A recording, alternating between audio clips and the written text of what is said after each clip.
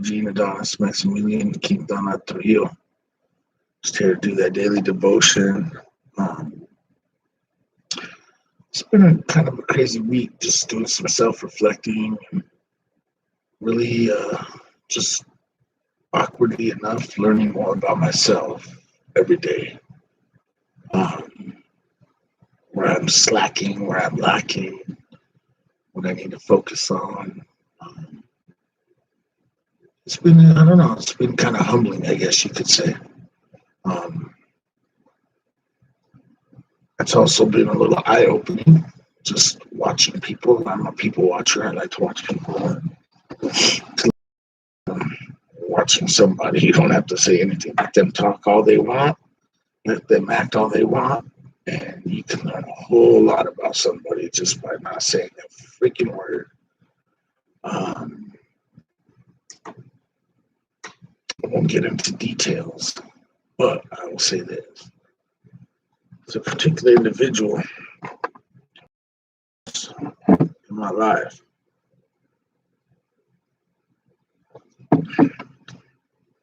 that asked me to borrow some money, $1,000, and I was going to do it.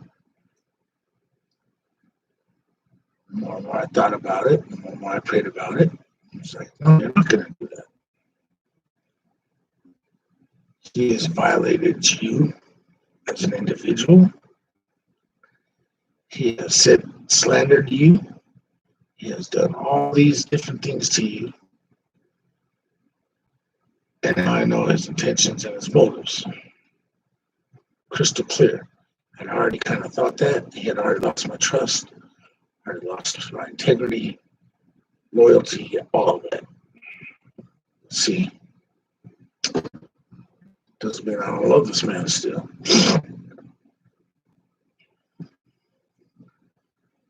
It also means I don't have to have lunch with his ass either. So I finally told him no, I wasn't going to lend him that $1,000. I couldn't. It's interesting how he at one point called me a manipulator. And then went sideways on me when I told him I wasn't going to lend him that $1,000.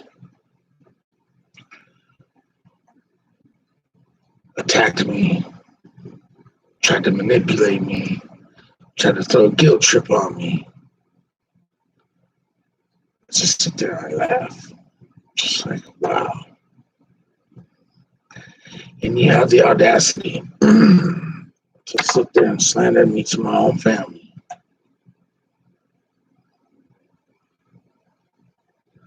Call me names. And here I am in front of me, beside myself. Because I have my cousin asking me for $1,000 after he fucked me more than once.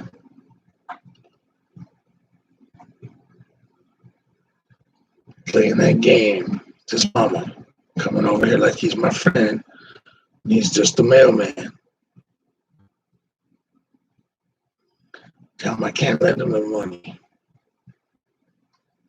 Starts telling me, oh, so much for that humble guy. And my mom doesn't want guardianship of her and blah, blah, blah. I'm trying to throw a guilt trip on me because I won't lend him $1,000.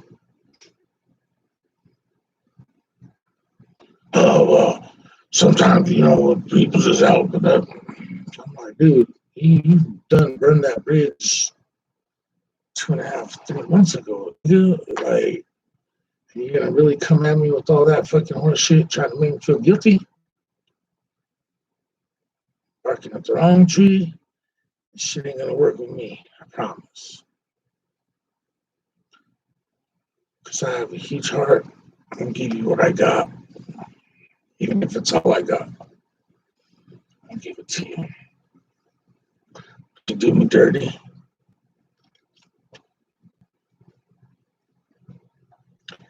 You lose that power. You lose that loyalty. You lose that integrity. You lose that trust. You lose that when G got your back status.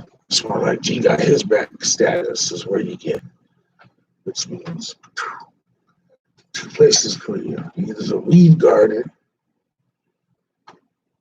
or the weed fire. You feel me? Like weed garden, weed fire. It's only two places for you motherfuckers. So now that I'm done ranting and raving about nonsense, because that's what's on my mind this morning. Get down to this daily devotion. I should have made me another cup of coffee, but here we go. It's April 29th, 4:57. It's called Healing Created. In the same way, let your light shine before others so that they may see your good works, and give glory to your Father who is in heaven. It's Matthew 5:16. ESV, which I still haven't figured out what Bible that is, but ESV version. Have you ever felt that you could be more effective for God if only you were more of an extrovert, or you had additional financial resources, or you had the gift of evangelism? Here's something to consider. We would do well to spend less time trying to be like other people and more time discovering God's plan for us as individuals. Who are the people God has placed in your life to whom you can show his light? What talents has God given you, and how might he use them to drive others to himself? What resources has God provided that you could invest in his kingdom? God made you to fit his plan and purpose for you. He has given you a unique circle of influence and a unique approach to being his appointed light in his dark world. Ask him to show you how. Hello, God, it's me. Thank you for where I am today. Will you give me an opportunity to reflect your light?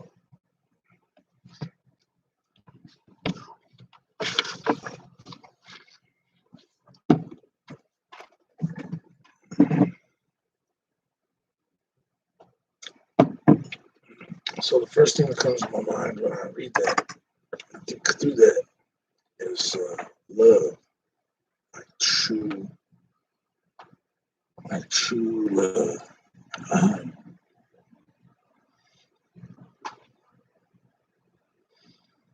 I'm a hot mess this morning, I guess. I see my shirt's inside out, and I was excited to get up and start my day and come rap to y'all. It's a lot on my mind.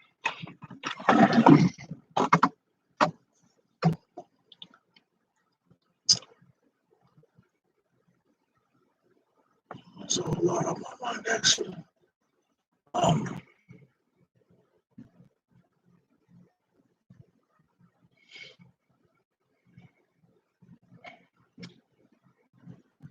My boy Roger, he used to be my boss. Freaking cool cat in a Green Beret. Told him one time, he said, "Gee, what are you willing to give up to get what you want?" And I said, "What?" I said, "What are you willing to give up to get what you want?"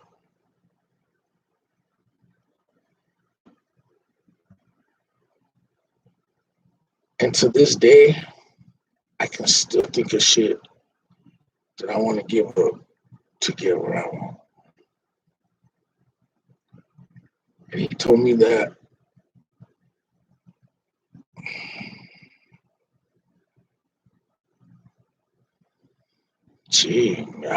but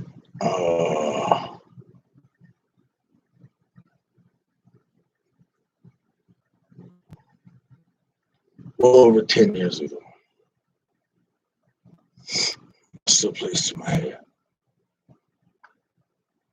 He was also one of the managers that told me, "The thing about you, Gino, is if I try to put reins on you, you're like a racehorse. If I put reins on you, you're going to misfire. You ain't going to be able to do anything." He said, "If I just let you run like a wild maniac," he said, "you just produce and produce and produce, Go beyond, go beyond. He said, but the minute I put the reins on you, shit just goes.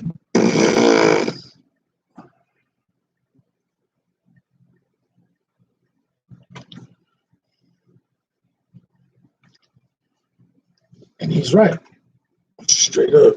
I didn't realize that until I stepped back and I actually saw that. And that's sometimes the thing that God wants you to see. You know what I mean? Like,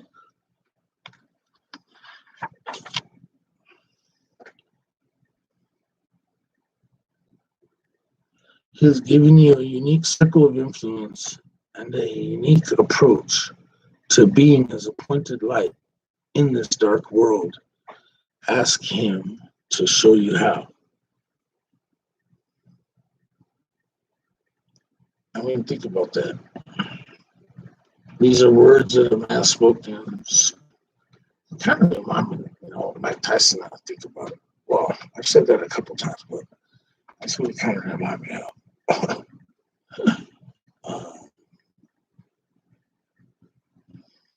But over 10 years ago, words spoken to me. What are you willing to give up to get what you want? Gee. Think about that every day. Matter of fact, I tell people that all the time. Especially like people that have addictions. Like, you think about those words.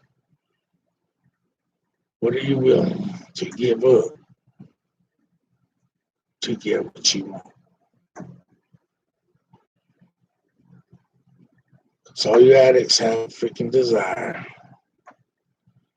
And when you're high, you feel like you're on top of the world. And when you ain't high, reality slap you in the fucking face. So,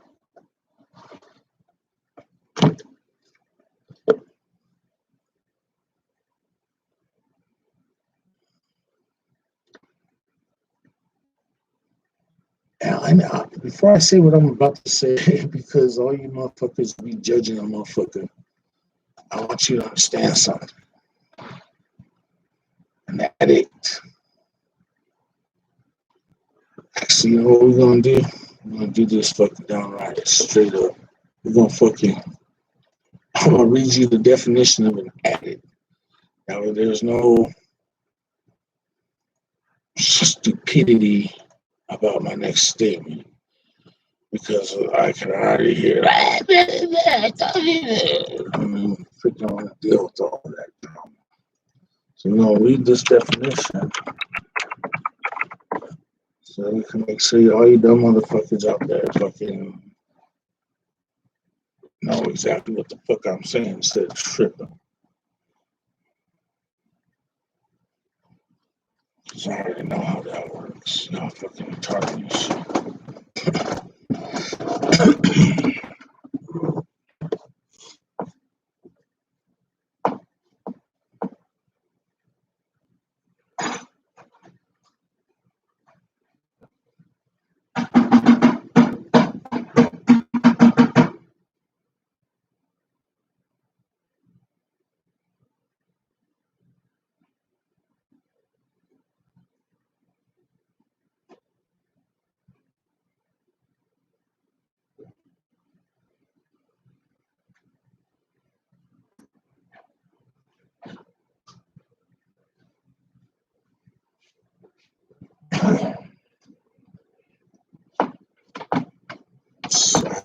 My internet's a little slow, so I'm making me some coffee. I'm waiting for my internet to come online so we can read that definition of an addict. Because these motherfuckers start trying to take shit out of fucking context and try to make a motherfucker look all retarded and shit.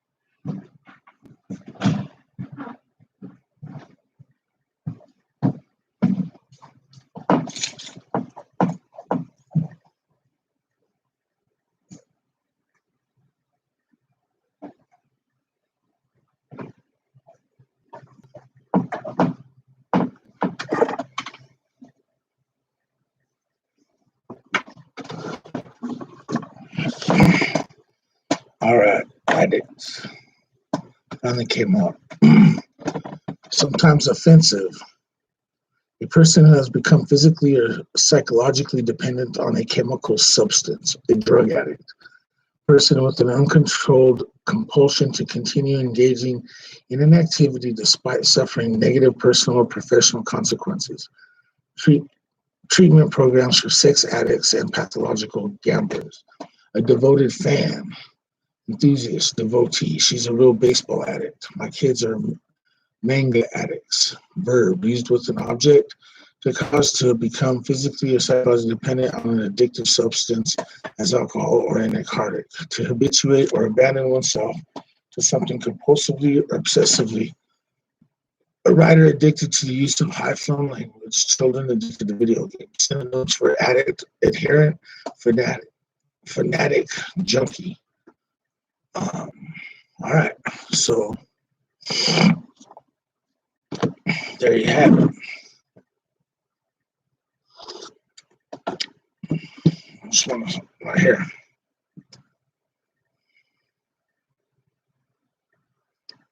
Person with an uncontrolled compulsion to continue engaging in an activity despite suffering negative personal or professional consequences. To habituate or abandon oneself to something compulsively or obsessive. So I was going to say, since we've read that, what an addict is, I think we can all be defined as addicts in some sense. If you really think about it,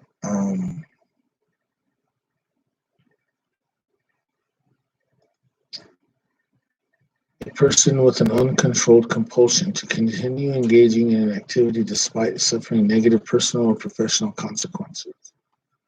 Then as a verb, to habituate or abandon oneself to something compulsively or obsessively. A writer addicted to the use of high-flown language. Children addicted to video games.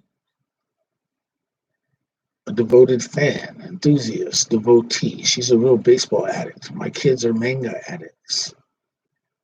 Person with an uncontrolled compulsion. Treatment programs for sex addicts and pathological gamblers. So you see, for the Americans with Disabilities Act, it protects alcoholics.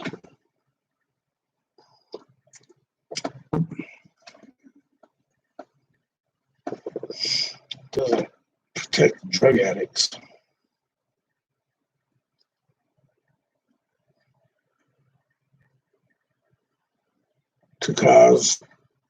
To become physically or psychologically dependent on an addictive substance as alcohol or a narcotic.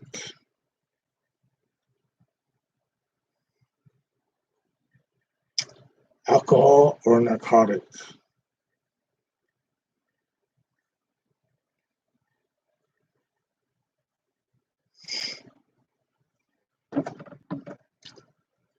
So how can you help one but not the other?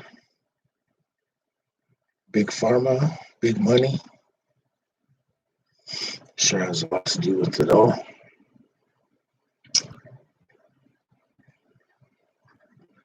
And I'm not going to go down that path because, that's the important thing is recognizing where certain things take us. So, for instance, starting to even think about that, I was headed south very quickly to the point where I was just going to start talking bad crap. And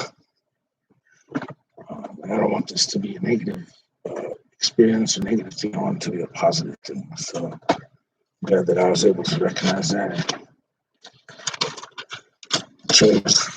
change direction real quick. I'm going to read Proverbs 29. Again, just some time spent out, hang out. I'm going to figure out how to turn on that live chat because I think being able to chat with one another would be kind of cool. You know what I'm saying? Like, I can multitask pretty good. Anyhow, Proverbs 29. Again, it's Thursday, April 29th, 2021. He who is often rebuked and hardens his neck will suddenly be destroyed, and that without remedy. When the righteous are in authority, the people rejoice. But when a wicked man rules, the people groan. Whoever loves wisdom makes his father rejoice, but a companion of harlots wastes his wealth. The king establishes the land by justice, but he who receives bribes overthrows it. A man who flatters his neighbor spreads a net for his feet. By transgression, an evil man is snared, but the righteous sings and rejoices. The righteous considers the cause of the poor, but the wicked does not understand such knowledge. Scoffers set a sea aflame, but wise men turn away wrath. If a wise man contends with a foolish man, whether the fool rages or laughs, there is no peace. The bloodthirsty hate the blameless, but the upright seek his well-being. A fool wants all his feelings, but a wise man holds them back. A fool vents all his feelings, but a wise man holds them back.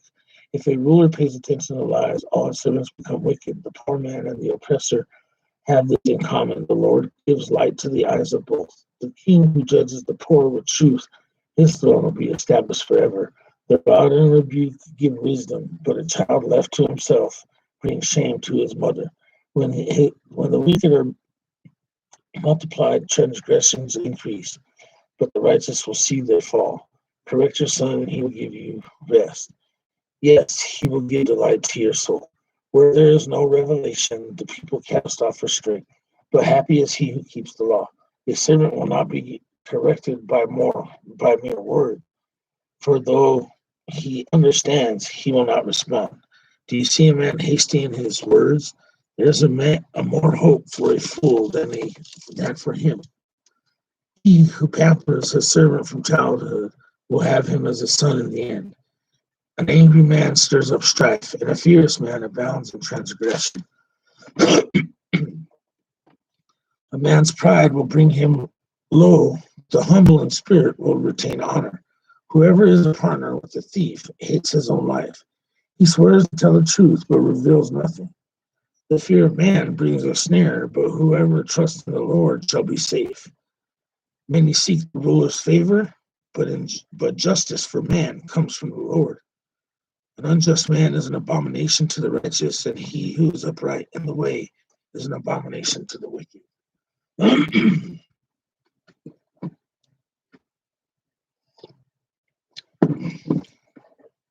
Spent some of this time just watching the camera while I made some coffee and the computer came to life or whatever. Sorry for that. But that Proverb 29, verse 27, man, that's pretty insane. Think about this. Like, if you sit there and you really think about what's being said right here, an unjust man is an abomination to the righteous, and he who is upright in the way is an abomination to the wicked. Wow. That's some powerful shit right there. Think about that.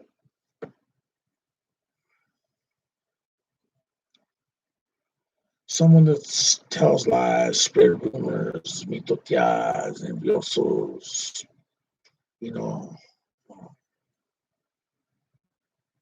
backstabbers, lambes. The list can go on and on and on. You see,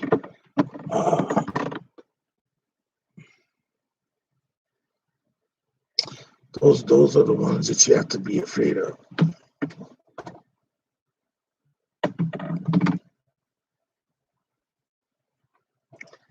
The unjust, because the unjust are out to hurt the righteous.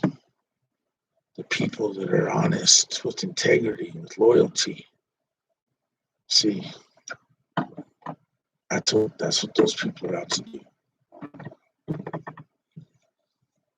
So it says there, just freaking out of all them words, the last sentence.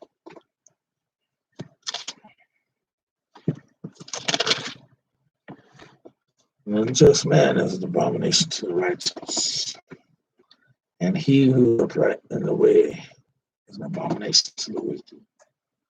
So it's just twofold. Think about that. So those that are unjust, liars, deceivers, they're abomination to those that are righteous, who are honest, that have integrity, that are freaking downright Christian people that just want to love people. And the flip side of that is that as these are abomination to the good people are an abomination to these guys, the bad people. That's what he says right here. And he who is upright in the way is an abomination to the wicked. He's basically saying, like, those that try to love, try to be like Jesus, try to be the best person that they can, to be better than they were yesterday.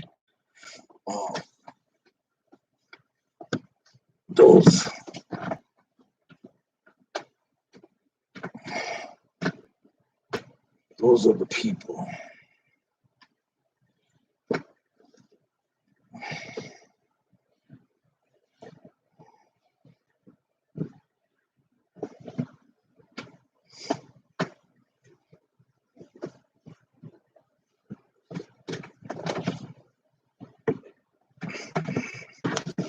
Sorry about that.